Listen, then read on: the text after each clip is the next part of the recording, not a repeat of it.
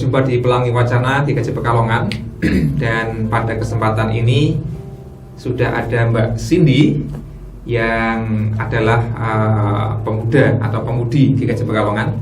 Sengaja akan saya interogasi atau saya ajak ngobrol karena Mbak Cindy ini belajar tentang ilmu hubungan internasional, maka ada sebuah pengalaman yang menarik dan itu menjadi perhatian banyak orang seluruh dunia, yaitu perang. Dalam hal ini kan ada Rusia, Ukraina, namun juga ada Israel dan Palestina. Tapi yang lebih ramai itu selalu Israel Palestina. Nah, ngomong-ngomong soal perang, teman-teman, tentu ini fenomena yang sudah lama terjadi, bahkan mungkin sepanjang sejarah peradaban manusia. Nah, kita ingin mencoba belajar tentang perang ini, bukan dalam hal yang terlalu mendalam dan teknis tentu saja, tapi mencoba memahami. Pertanyaan pertama Mbak Cindy, sudah siap diinterogasi ya? Sudah, ini kayaknya pertanyaan ini ujian banyak ya. Skripsi nanti. Saya buka buku. Simpelnya gini, kenapa sih negara-negara itu berperang? Nah, pertanyaan sederhana tapi jawabannya biasanya beranak ya. Oke. Jadi sebenarnya ini adalah alasan kenapa saya masuk HI, Pak. Kenapa negara berperang? Karena karena menurut saya perang itu sebuah yang sudah lawas gitu kan. Dulu saya pernah baca di buku PKN ada hak presiden itu berhak mendeklarasikan perang. Presiden ya? Iya. Terus saya mikir, emang masih ada perang? Bukannya kayak itu tuh menurut saya hanya formalitas gitu loh, bisa sudah selesai perang dunia kedua. Iya, kayak menurut saya perang itu ya zaman lawas. Ketika zaman modern sekarang udah nggak ada perang. Tapi ternyata dosen saya pernah memberikan fun fact bahwa sejak tahun 1496 sebelum Masehi sampai tahun 1861 setelah Masehi atau selama 3358 tahun hanya terdapat 227 masa damai. Artinya 13 tahun masa perang untuk 1 tahun masa damai. 13 tahun masa perang untuk 1 tahun masa damai. Berarti 1 banding 13. Iya, betul. Artinya negara-negara itu selalu berperang. 13 banding 1 ya? Itu zaman dulu. Zaman sekarang kita bisa ngelis banyak sekali perang yang bahkan terjadi di abad 20 dan 21. Betul, dan masih banyak sebenarnya di Yaman, di macam-macam di negara Arab Timur Tengah itu selalu terjadi dari tahun 2010 sampai sekarang belum selesai. Itu perang saudara. Ya. Artinya bukan perang dunia mungkin ya, tapi perang di sini tapi selalu terjadi seperti itu. Dan pertanyaannya adalah kenapa sih negara itu berperang? Maksudnya ngapain mereka menghabiskan uang negara hanya untuk berperang gitu kan? Nah, ada satu teori yang teori besar di hubungan internasional, namanya teori realisme. Nah, dia itu mengatakan negara berperang untuk survival atau untuk bertahan hidup. Karena konteksnya negara itu berada di dunia yang anarki. Ini mungkin anarki itu bukan yang tawuran seperti itu ya, tapi anarki itu adalah tidak ada tatanan pemerintahan di atas negara yang bisa mengatur negara. Jadi bahkan organisasi internasional yang kita kenal seperti PBB pun itu tidak bisa mencegah negara atau menghentikan negara untuk mendeklarasikan perang. Oh gitu. Iya. Setahu banyak orang awam itu kan PBB sudah melarang, sudah keluar gencatan senjata, tapi kenapa kok belum gitu? Karena memang tidak bisa gitu. Tidak bisa karena negara ini punya kedaulatan, Pak. Jadi tidak bisa saya dipaksa kayak gitu. Realisme tadi gimana? Nah, bertahan hidup. Goal utamanya itu kan bertahan hidup. Artinya mereka membutuhkan national security atau bahasanya kayak keamanan negara mereka. Biar negara mereka aman, mereka harus bertahan hidup dengan berperang. Seperti itu. Apakah harus diancam dulu baru melawan atau bisa juga menyerang dulu supaya aman? Nah, negara itu memiliki kecenderungan mending saya nyerang dulu terus menang daripada saya diserang, saya nggak siap, saya kalah kayak gitu. Oh gitu ya? Iya, makanya selalu mereka itu militer negara kan pasti kita beli tank baru, kita beli navy-nya upgrade dan lain sebagainya supaya kita siap. APBN kita Indonesia itu kan juga tertingginya untuk militer ya. Apa sih namanya? Pertahanan ya. Itu paling tinggi lebih tinggi daripada anggaran yang lain, pendidikan, kesehatan dan sebagainya. Karena itu ya. Karena national itu. security itu menjadi sangat penting. Iya, karena mereka punya tujuan itu tadi. Oke. Itu realisme. Itu realisme. Ada alasan lain? Sebenarnya realisme ini tujuannya hanya satu Pak, national security. Tapi caranya itu banyak. Bisa dengan mereka menganggap kita meningkatkan ekonomi kita, ujung-ujungnya untuk meningkatkan militer supaya kita aman. Oh berarti jadi kayak, rasa aman itu penting? Iya, tujuannya tuh hanya satu, goalnya itu hanya national security mereka itu. Apakah termasuk ini ya, negara-negara yang punya senjata nuklir itu ya? Iya, betul. Gitu ya? Ya mungkin nggak akan di-launch. Karena itu ada teorinya namanya arms race atau perlombaan senjata. Misalnya kayak gini, kalau saya punya senjata nuklir, Pak Argo enggak, Pak Argo akan mikir 100 kali untuk menyerang saya. Seperti itu. Ya, nggak berani dong. Nah, menurut realisme, dunia bisa damai ketika kekuatan saya dan negara-negara lain itu setara. Misalkan di Eropa, saya punya nuklir, Pak Argo punya nuklir. Orang ini juga punya nuklir. Kita nggak akan menyerang satu sama lain karena kita tahu kekuatan kita sama. Iya. Karena sama-sama kuat punya nuklir misalnya, makanya nggak akan mulai damailah. Iya, jadi yaudahlah kita barengan aja. Artinya kan keamanan nasional tadi itu, rasa aman itu, survival itu sebenarnya bisa ditempuh dengan banyak cara. Nggak harus perang ya. Betul. Bisa dengan diplomasi apa kan juga bisa. Betul. Tapi mereka cenderung perang sih Pak, karena perang itu diplomasi versi koersif gitu. Gitu ya. Perang itu diplomasi juga ya. Perang diplomasi, perang itu adalah kebijakan politik juga Pak. Oke. Nah, selain teori realisme? Nah, tapi realisme ini sangat berjaya di Perang Dunia I, Perang Dunia II. Ketika Perang Dingin, Perang Dingin itu adalah ketika Amerika Serikat melawan Rusia. Nah, kenapa namanya Perang Dingin bukan perang antar kedua negara? Karena mereka itu perang tapi di negara lain, Pak. Jadi mereka nggak saling menodongkan senjata ke satu sama lain. Maksudnya perang di negara lain itu gimana? Misalkan di Korea, kita tahu sekarang Korea ada dua ya, Korea Selatan dan Korea Utara. Nah itu karena dua blok ini, Amerika Serikat dan juga Rusia ini, si Rusia mendukung Korea Utara, Amerika mendukung Korea Selatan. Mereka perang saudara, kemudian terbelah lah. Nah itu terjadi. Iya, proxy. Itu proxy perang. Ya, jadi pasca Perang Dunia Kedua itu Amerika menang nih. Amerika menang. Dia menjadi negara yang berkuasa istilahnya. Sehingga kita apa-apa kan ke Amerika Serikat. Nah itu gara-gara itu. Kemudian Amerika Serikat ini menyebarkan sebuah paham liberal atau demokrasi yang disebut Blok Barat. Iya, Blok Barat ini menyebarkan itu. Blok Timur yang besar adalah Rusia. Iya, nah Rusia menyebarkannya komunisme. Jadi mereka tuh perang gitu loh Pak. Misalkan perang ideologi atau apa sih? Perang ideologi. Nah gini, misalkan skenarionya adalah saya adalah Amerika Serikat, Pak Argo adalah Indonesia misalkan. Misalkan Pak Argo ada Indonesia. Misalkan ada orang lain yang Rusia di sini. Saya bilang ke Pak Argo, "Udah kamu jadi negara demokrasi aja. Kamu kalau jadi negara demokrasi saya kasih uang 100 triliun. Jadi saya bantu kamu mau merdeka kan, nah ini saya bantu gitu. Nanti Rusia juga bilang kayak gitu ke Komunis Pak Argo. Aja.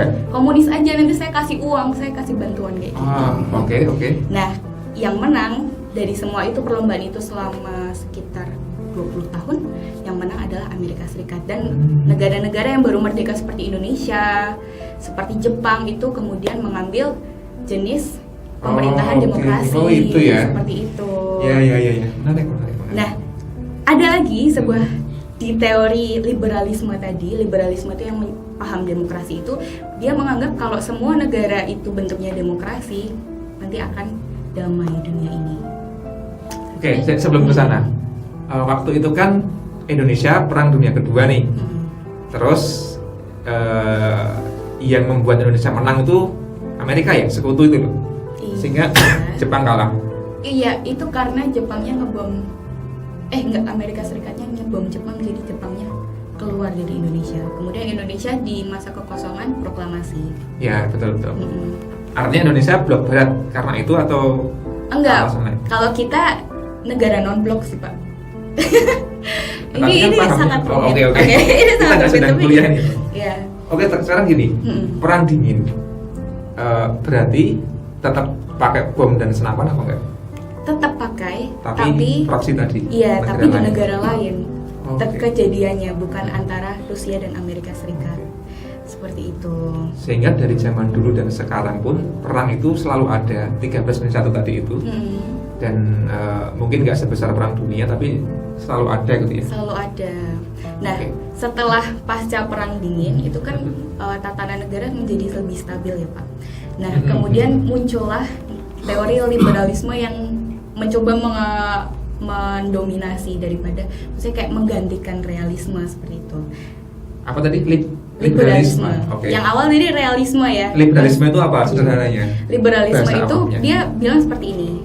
Negara atau manusia itu pada dasarnya baik. Pada dasarnya baik. Tidak seperti realisme yang curigaan, kamu nanti kalau kamu kuat nyerang aku gitu. Enggak, kalau liberalisme seperti itu. Nature manusia baik. Sehingga daripada kita perang, mending kita kerjasama. Nah, itu maksudnya. Saya perang, saya beli dagangan di kamu beli dagangan di saya. Nanti kan kita menjalin sama-sama menguntungkan. Sama-sama menguntungkan. Survive, secure. Ya, bersama-sama. Okay. Tidak saling menyerang. Oleh karena itu muncullah organisasi internasional, PBB. Ada WHO seperti itu. Itu kan bentuk kerjasama antar negara. Nah, di liberalisme ini karena negara-negara sudah mau bekerja sama, akhirnya mereka juga membentuk hukum perang supaya tidak terjadi perang kembali seperti zaman dulu. Oke lah, kita hukum perang itu sejak kapan? Sejak setelah PBB. Liberalisme ya? Setelah liberalisme berarti setelah 1945. 1940-an mungkin ya. Nah, itu namanya hukum humaniter internasional. Pada intinya hukum itu untuk meregulasi cara perang. Jadi bukan tidak boleh perang, tapi meregulasi cara perang. Perang itu boleh, tapi diatur. Ya, misalkan tidak boleh menembaki orang sipil. Tidak boleh menembaki wanita. Hanya boleh menembaki kombatan yang bersenjata. Misalkan kombatan itu juga sudah sekarat, tidak boleh ditembaki.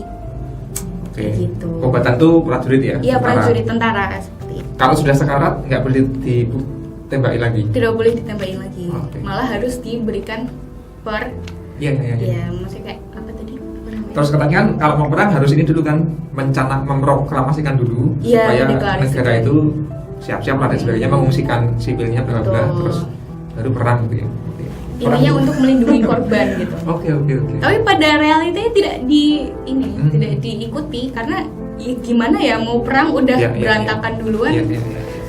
Pasti kena yang namanya sipil seperti itu. Dan itu negara-negara tuh mengalibikan, misalkan kita mau ngebom kantor lawan kita, misalkan kantor Hamas gitu ya. Kita mau ngebom di situ, tapi sebelahnya ada masjid.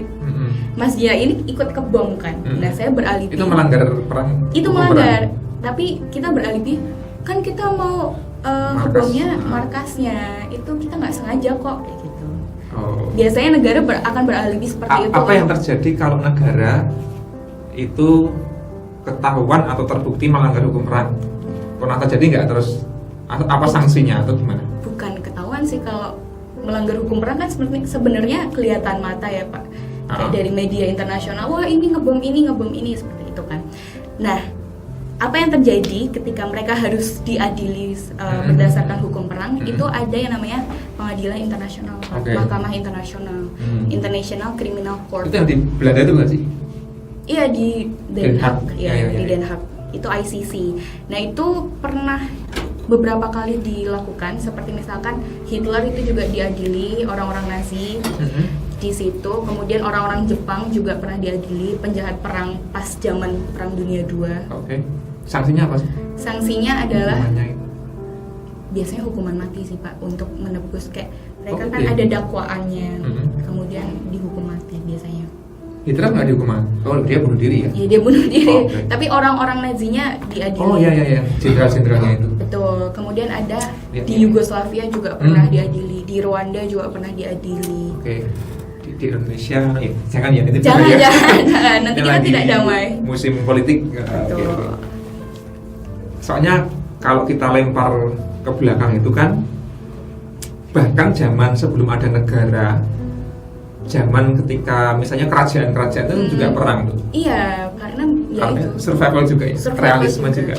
Karena mereka tidak ada yang bisa mengatur kamu jangan perang sama ini gitu kan. Karena kita harus mencari sendiri.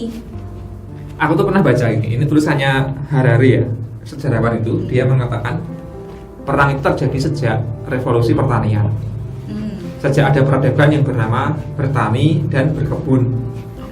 Sebelumnya itu kan manusia nomaden tuh, zaman tinggal di gua bla bla bla. Ketika mereka mau survive, cari makan di situ, berburu dan sebagainya. Habis pindah tempat. Karena manusia masih sedikit dan lahan banyak. Lalu singkat cerita, muncullah revolusi agraria atau pertanian. Manusia menetap. Untuk bisa cari makanan nggak harus pindah-pindah, situ aja nanam tanaman dan berternak hewan-hewan. Lama-lama kan meluas nih, jadi permukiman, jadi perkampungan. Nah, mulailah kalau ada ancaman rombongan lain datang, mereka harus mempertahankan lahannya itu karena supaya survive. Kalau nggak kan nanti habis, digusur, mereka nggak bisa makan, mati. Nah, mulai ada perang tuh sejak itu. Ada ini milik kami, ada tanah milik kami, sawah milik kami, ternak milik kami, ada hak milik itu kemudian memicu perang. Itu benar ya?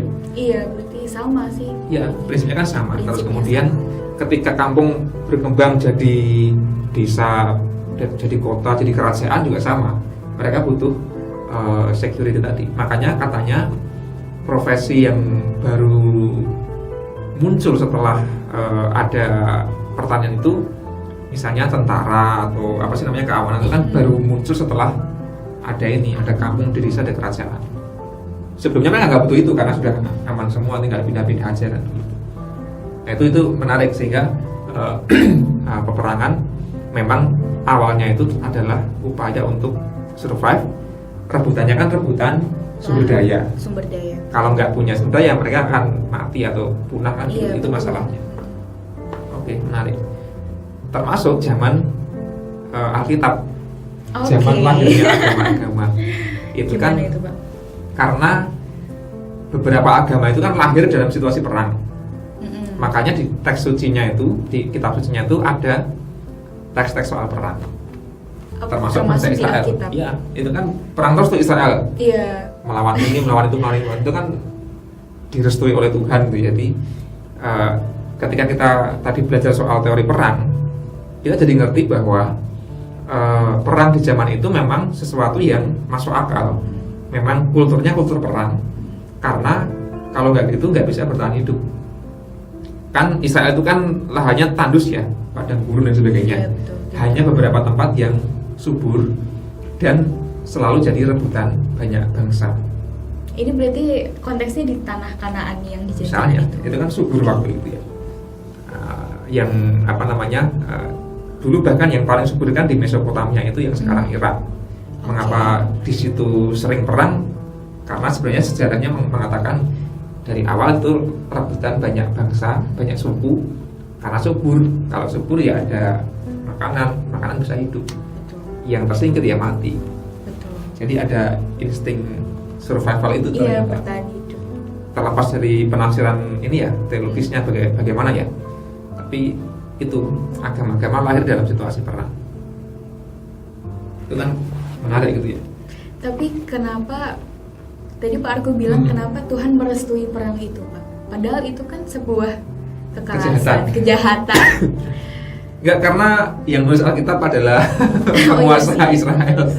Sehingga tafsiran ideologis mengatakan bahwa ya ini si penulis melegitimasi tindakan perang Israel, membenarkan itu karena direstui oleh Tuhan. Bahkan ini perintah Tuhan itu.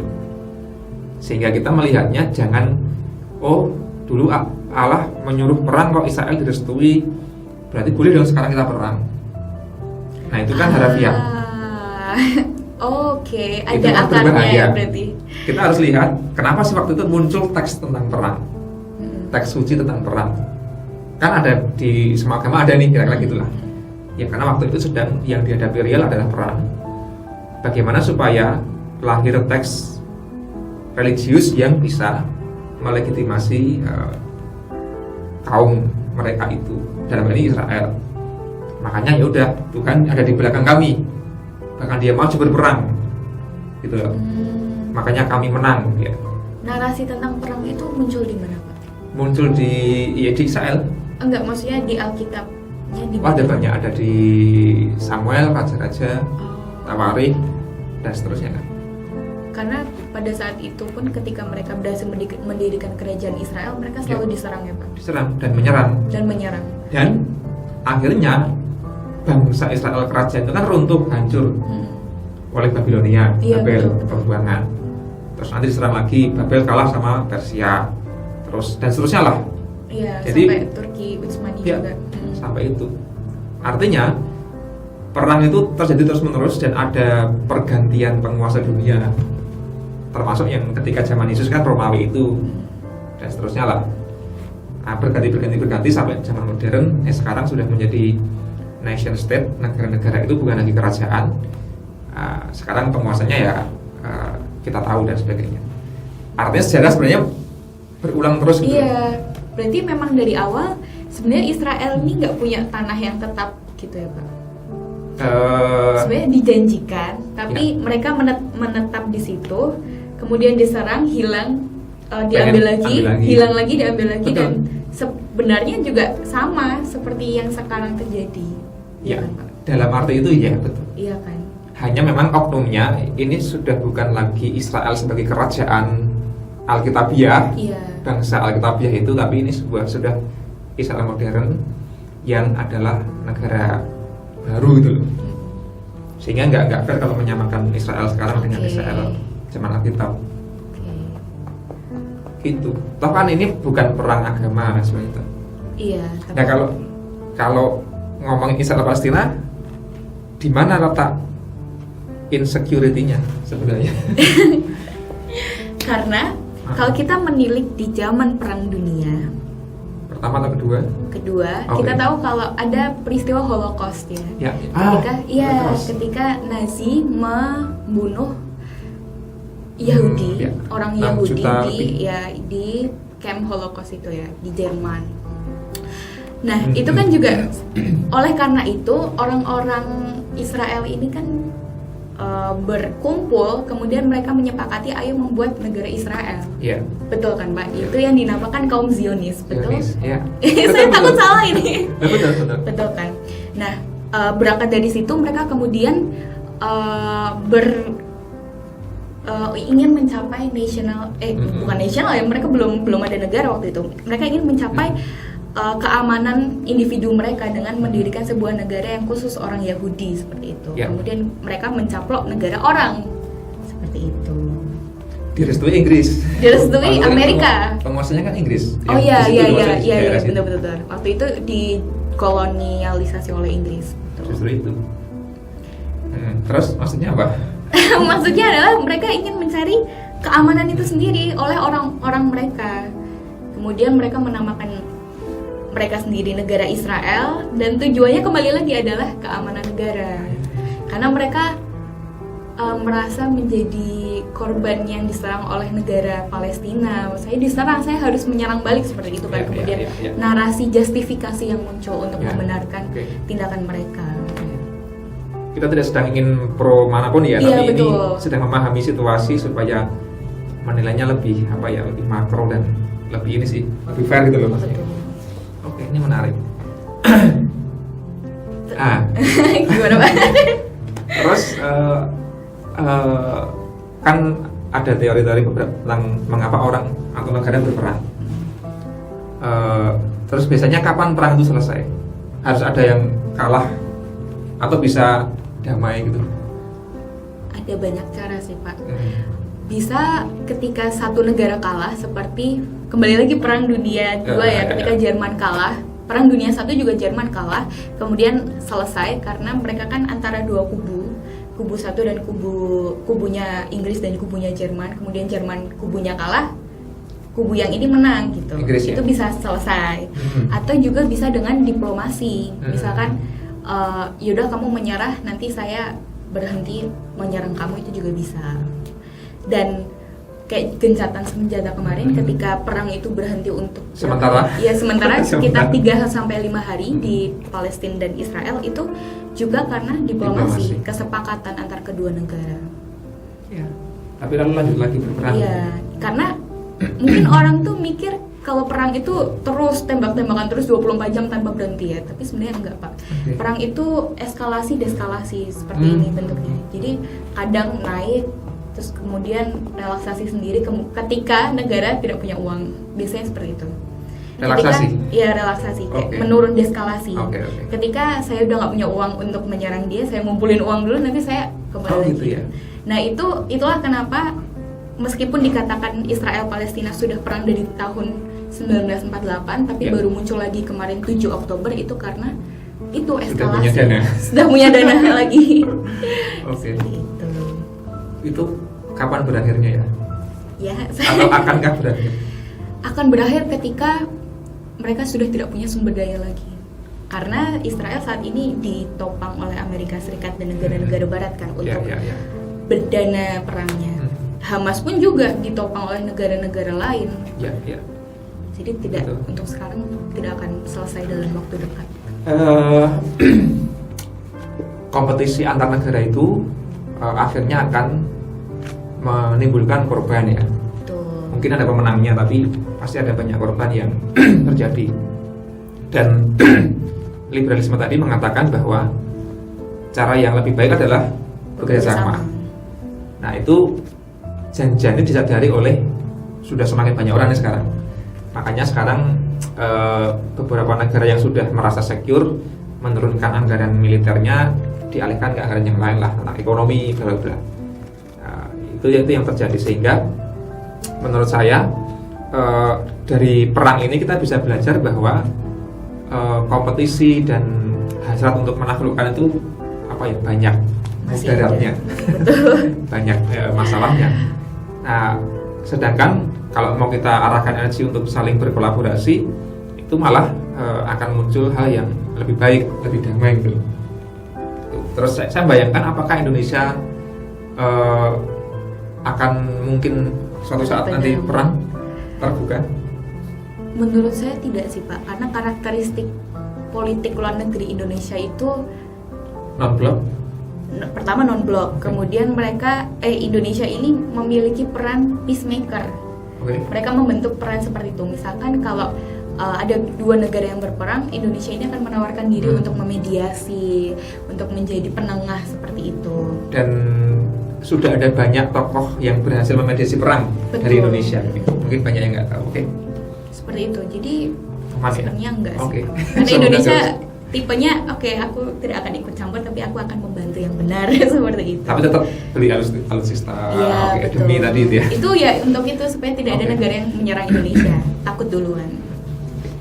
Dan aku belajar satu hal dari perang itu, berhati-hati dengan, aku belajar dari ini sih, Holocaust.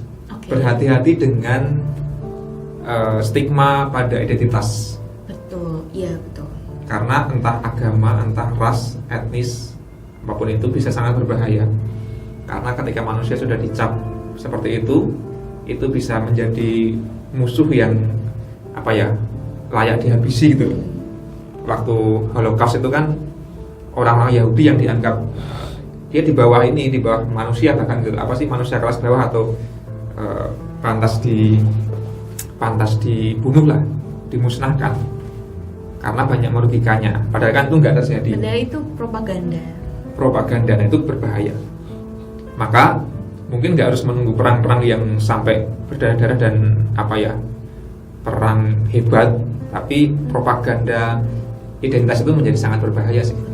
Kalau aku sih belajar di situ, karena naluri manusia mengatakan kalau kita itu punya kecenderungan untuk menganggap yang lain itu sebagai pihak yang najis, yang buruk, yang jelek, itu bisa dehumanisasi, bisa menganggap mereka sudah bukan manusia dengan pantas dihancurkan.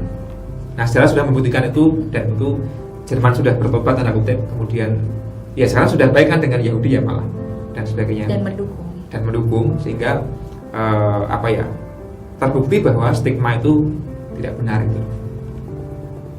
Ada lagi yang menarik dari catatanmu soal perang? sudah dibicarakan semua. Saya malah menarik itu sih Pak. Apa? Dari zaman Alkitab itu, karena ternyata ya seperti itu terus polanya. Polanya sama. Zaman kerajaan Nusantara juga sama. Iya, nggak jauh berbeda. Dan kita sebagai orang Kristen perlu waspada, meskipun di Perjanjian Lama ada banyak narasi perang, tapi kan kita tetap berpijaknya pada Yesus, the peacemaker. Sehingga oke, ada narasi perang itu perlu kita tafsirkan, tapi jangan lupa bahwa fokus kita Yesus itu, sehingga Yesus menurutku berpihak pada korban perang. Betul. Karena dia hidup sebagai korban perang juga. Masyarakat Yahudi waktu itu kan penguasanya kan Romawi ya, penjajah. Nah, Yesus ada di antara orang-orang kecil yang korban perang itu. Sehingga orang Kristen mestinya ada di posisi yang minimal netral. Kalau bisa ya justru di pihak yang menjadi korban gitu. Terlepas dari agamanya apa, terus etnisnya apa kan, harusnya gitu. Perjuangan Yesus kan begitu, bersama orang-orang yang menjadi korban. Oke. Cukup Mbak Cindy. Demikian Bapak Ibu Saudara percakapan kami yang ngalor ngidul. Semoga ini ya namanya juga pelangi wacana. Ini wacana tentang perang ternyata menarik. Mungkin ada sangat banyak yang bisa kita bahas, tapi tidak akan lengkap semuanya. Sekadar untuk membuat kita belajar bersama tentang memahami fenomena perang. Semoga bermanfaat. Sampai ketemu di